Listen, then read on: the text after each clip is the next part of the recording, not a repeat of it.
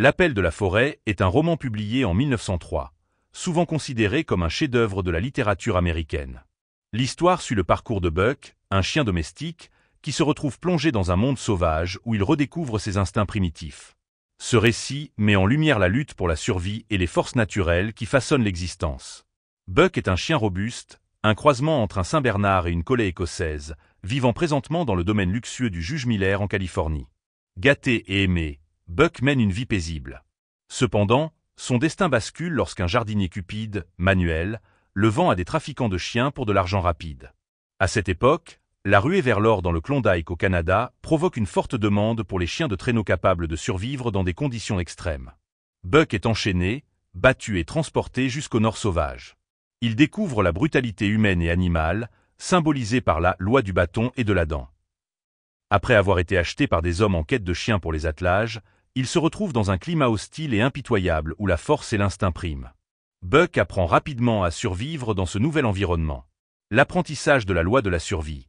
Il est malmené par des maîtres et des chiens plus forts que lui. L'instinct. Buck commence à réagir non pas comme un animal domestique, mais comme un prédateur, se méfiant des autres et se battant pour sa place dans la hiérarchie.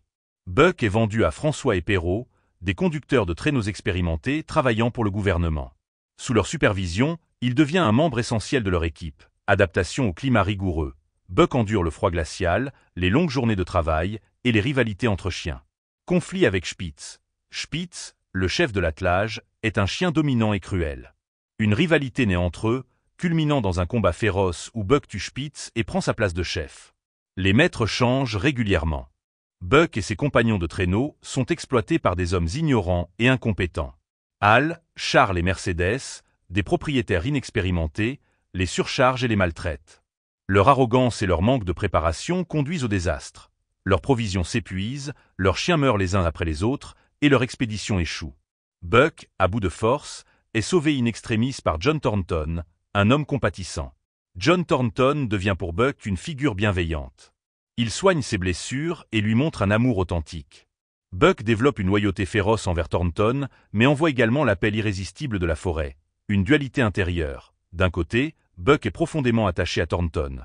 De l'autre, il est attiré par les instincts sauvages qu'il ressent en lui. Exploration de la forêt. Buck commence à s'aventurer seul dans les bois, rencontrant des loups et chassant des proies, se rapprochant peu à peu de sa vraie nature. L'histoire atteint son apogée lorsqu'une tribu indigène attaque et tue John Thornton et son campement. En découvrant les corps, Buck, emporté par une rage primitive, massacre plusieurs membres de la tribu. Après avoir vengé Thornton, Buck n'a plus de raison de rester parmi les hommes. Il rejoint une meute de loups et devient leur chef, répondant enfin pleinement à l'appel de la forêt. Buck s'abandonne à son instinct animal, mais son lien avec Thornton reste dans sa mémoire. Thèmes principaux.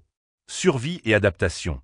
Le roman explore comment les êtres vivants s'adaptent à des environnements hostiles en retrouvant leurs instincts primaires. Nature versus civilisation. Buck passe de la domestication à la sauvagerie, incarnant la tension entre ces deux états. L'instinct et l'héritage ancestral. Buck incarne le retour à une nature profonde, guidée par des instincts hérités de ses ancêtres. La lutte pour le pouvoir. La rivalité entre Spitz et Buck illustre la loi du plus fort dans un monde impitoyable. Conclusion. L'appel de la forêt est une célébration de la nature et des instincts fondamentaux qui régissent la vie.